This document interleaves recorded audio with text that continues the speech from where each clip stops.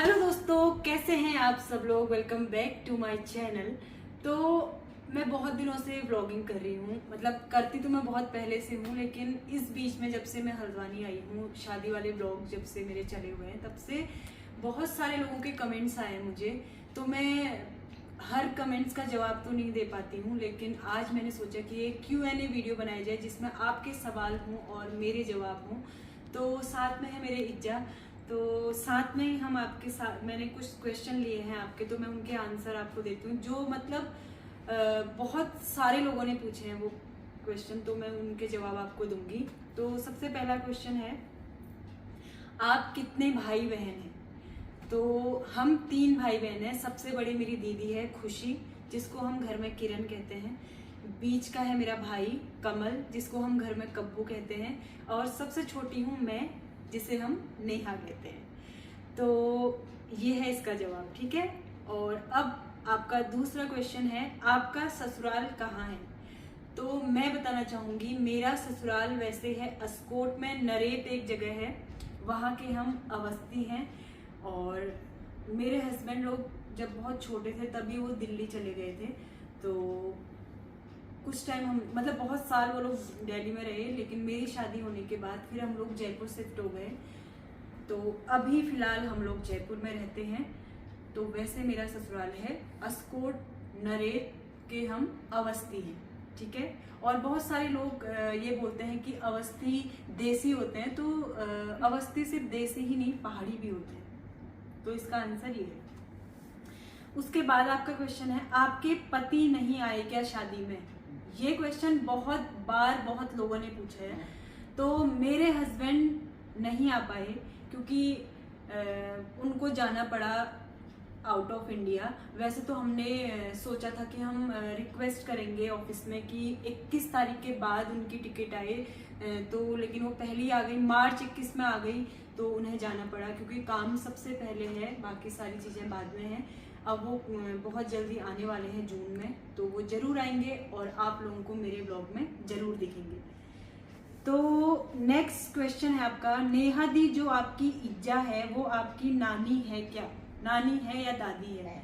तो ये मेरी इज्जा जो है वो मेरी नानी है, और जो मेरी दादी है उसको भी हम इज्जा कहते थे, लेकिन वो अब इस दुनिया में नहीं है, तो उसको भी हम इज्जा कहते थे और इसको भी हम इज्जा कहते हैं। उसको हम, मेरा जो गांव है पापा का घर वो है पोखरी, और जो मम्मी का घर है वो है पाली। तो पाली और पोखरी आसपास ही है, तो हम बोलते थे पोखरी वाली इज्जा और पाली वाली इज्जा।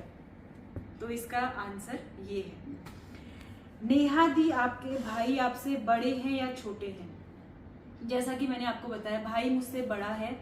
और इसी में एक क्वेश्चन और बोला गया था कि आप नीतू को नाम से क्यों बुलाती हो, भाभी क्यों नहीं कहती हो। तो नीतू और मैं दोनों हम उम्र हैं, और मेरे भाई ने मुझे बोला कि तू मुझे कब्बू कहती है तो उसको भी नीतू बोल, और नीतू बोलने में मुझे ज़्यादा अपनापन लगता है तो मैं नीतू बोलती हूँ। तो इसका आंसर ये है। नेक्स्ट क्वेश्चन है, राका और दीपक आपके सगे भाई हैं क्या। तो राका और दीपक मेरे राखी ब्रदर हैं, उनको मैं और किरण उनको राखी बांधते हैं। तो खून के रिश्तों से ज़्यादा दिल के रिश्ते मायने रखते हैं, और दीपक और राका से हमारा दिल का रिश्ता है, और वो हमारे दिल के बहुत करीब हैं और मेरे लिए बहुत स्पेशल हैं।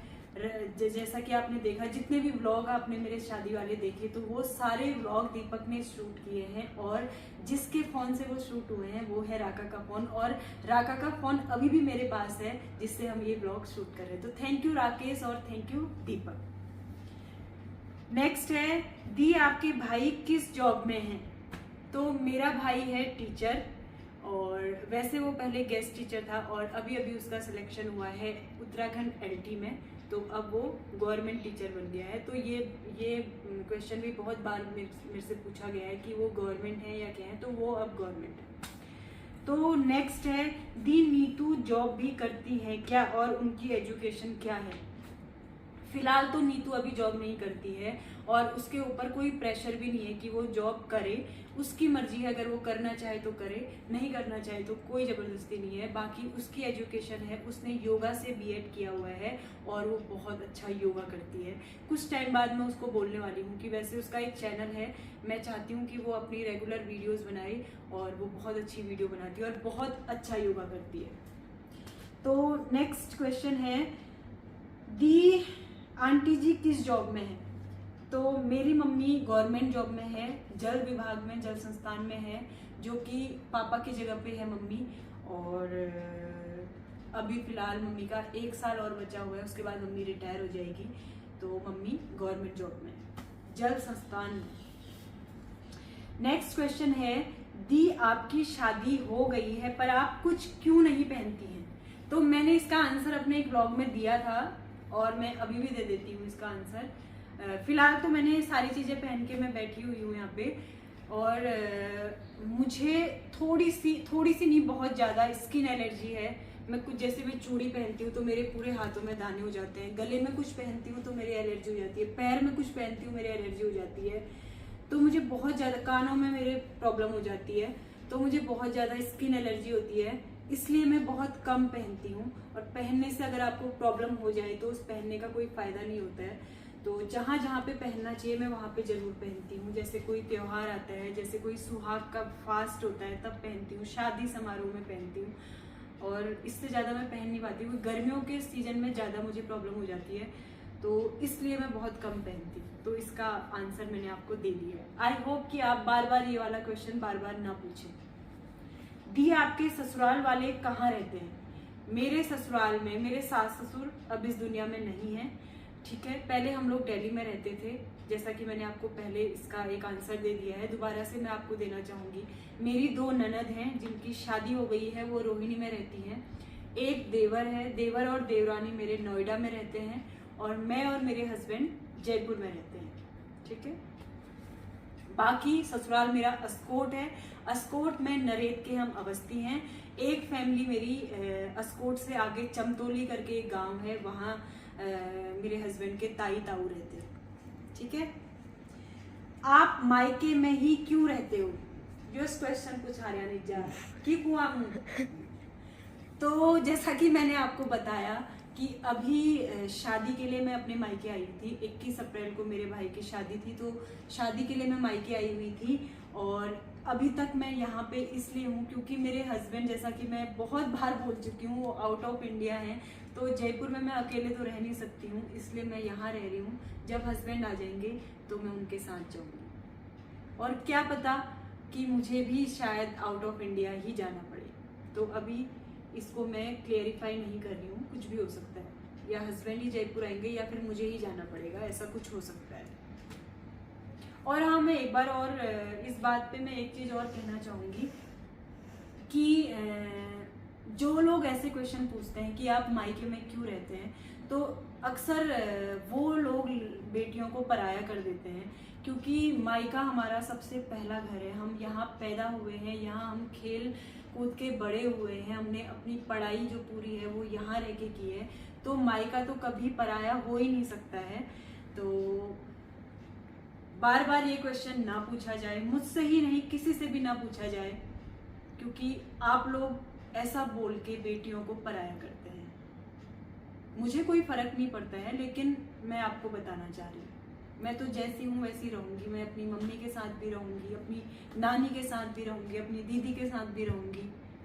तो ऐसे क्वेश्चन ना पूछें, मेरी आपसे रिक्वेस्ट है। मुझसे ही नहीं किसी से भी ना पूछें आप, कि बहुत बार देखा गया है कि अगर बेटी अपने मायके आती है तो आस पड़ोस के लोग बोलने लग जाते हैं, कब आई, कब तक हो। तो ऐसा ना पूछें, थोड़ा सा झिझक होती है बेटियों को फिर आने में। बहुत बार बहुत लोगों ने मुझसे कहा है, यार मायके जाते हैं तो सब आस पड़ोसी पूछने लग जाते हैं कब जाओगे। क्यों पूछना है आपको ये क्वेश्चन? उनकी मर्जी, वो कब तक भी रहे अपने मायके में, उनका घर है, ठीक है ना। तो ना पूछें, ये मेरी पर्सनली रिक्वेस्ट है आपसे, ऐसा ना पूछें। चलिए नेक्स्ट क्वेश्चन में जाती हूँ। उमंग आपके कौन है? उमंग मेरे मामा का बेटा है, ठीक है। अभी फिलहाल आपने ये पूछा था कि उमंग स्कूल क्यों नहीं जाता है, तो मैं आपको बताना चाहूँगी उमंग अभी आया था शादी में। तो जब उमंग यहाँ आया था तो मेरी उमंग से बहुत बार बात हुई, तो मुझे लगा कि उमंग को गांव में ना रह के यहाँ रहना चाहिए, यहाँ रह के पढ़ाई करनी चाहिए। इससे पहले लत्तू जो आपने बहुत बार मेरी वीडियो में देखा है, लत्तू भी मेरे मामा की बेटी है, उमंग की बड़ी बहन है। लत्तू को भी मैं, जब हम पिथौरागढ़ रहते थे तो लत्तू को भी मैं अपने साथ लेके आई थी। लत्तू ने 6 क्लास से लेके 12th क्लास तक, और अभी तो वो ग्रेजुएशन कर रही है और साथ साथ में लत्तू जॉब भी करने लग गई है अब। तो इसीलिए उमंग भी स्कूल अभी इसलिए नहीं जा रहा है क्योंकि इसकी टीसी कटवा के यहाँ हल्द्वानी भेजनी है, उसके बाद उमंग का एडमिशन होगा। थोड़ा सा लेट होने वाला है लेकिन कोई बात नहीं, उमंग एडजस्ट कर लेगा। लेकिन इसके फ्यूचर के लिए उमंग का यहाँ रहना जरूरी है, इसलिए उमंग यहाँ रहता है। और अभी स्कूल इसीलिए नहीं जा रहा है क्योंकि उसकी टीसी नहीं आई है। ठीक है, तो नेक्स्ट क्वेश्चन है, आपने शायद हमारा जो वॉशिंग एरिया है ड्राइंग रूम में, जहाँ पे हम लोग हाथ धोते हैं खाना वाना खाने के बाद, वॉश बेसिन, तो उसके लिए लोगों को थोड़ा सा गलतफहमी हो गई है कि ड्राइंग रूम में बाथरूम क्यों बनाया है। तो वो बाथरूम नहीं है, वो वॉशिंग एरिया। आप दिखा सकते हैं उमंग एक बार, ये वॉशिंग एरिया है, यहाँ पे हम लोग हाथ धोते हैं खाना वाना खाने के बाद। आई थिंक आप लोगों के घर में भी एक वॉश बेसिन होगा जहाँ पे आप हाथ धोते होंगे, तो ये वो है। नेक्स्ट है, वैदू अभी कितने साल की है और स्कूल कब से जाएगी। तो मैं आपको बताना चाहूँगी, वैदू को अभी 5 साल कंप्लीट होने वाले हैं। वो 14 मई को उसका बर्थडे है, तो वो 6 साल की हो जाएगी। और उसके बाद नेक्स्ट ईयर 2026 में हम उसको स्कूल भेजेंगे, क्योंकि अभी स्कूल भेजने का उसको फ़ायदा नहीं, क्योंकि बेसिक जो स्कूल में बच्चों को सिखाते हैं वो वैदू को हमने घर पे ही क्लियर करवा दिया है। उसको सारी चीज़ें आती हैं जो स्कूल में सिखाते हैं। तो अभी वैदू के ऊपर उतना बर्डन ना डाल के हम उसको नेक्स्ट ईयर 6 साल की हो जाएगी ना, 6 साल से उसको हम स्कूल में भेजेंगे। तो इसका आंसर ये है। बहुत बार लोग पूछते हैं वैदू स्कूल क्यों जाती है, तो अभी वैदू बहुत छोटी है। जिस हिसाब से वो छोटी है उस हिसाब से उसका दिमाग बहुत बड़ा है, बहुत जल्दी चीज़ों को ऑब्जर्व कर लेती है, बहुत जल्दी कैचिंग पावर बहुत अच्छी है चीज़ों को। बहुत आपने देखा होगा उसका शिव तांडव स्रोत उसने उतना बाय हार्ट याद किया है, उसने महिषासुर मर्दिनी स्रोत पूरा याद किया है, और हर एक छोटी छोटी जीके तक उसको बहुत अच्छे से आती है। तो आपने उसकी बहुत सारी वीडियो देखी होंगी। मेरी दीदी का चैनल आप लोगों ने सब्सक्राइब किया है और आप बहुत बार उसको देखते हैं, तो उसका आंसर ये है। तो हमारा लास्ट क्वेश्चन है, उमंग के मम्मी पापा कहाँ रहते हैं। जैसा कि मैंने पहले बताया, उमंग पहले गांव में पढ़ता था, ऑब्वियसली बात है उसके मम्मी पापा गांव में रहते हैं। तो उमंग अब गांव में ना रह के यहाँ रहेगा। तो ये था हमारा एक छोटा सा Q&A सेशन, जो कि आपके सवाल थे और हमारे जवाब थे। तो मोस्ट मतलब जो कि बहुत ज़्यादा पूछा गया था क्वेश्चन, हस्बैंड कहाँ हैं, हस्बैंड क्यों नहीं दिखे, हस्बैंड क्यों नहीं दिखे।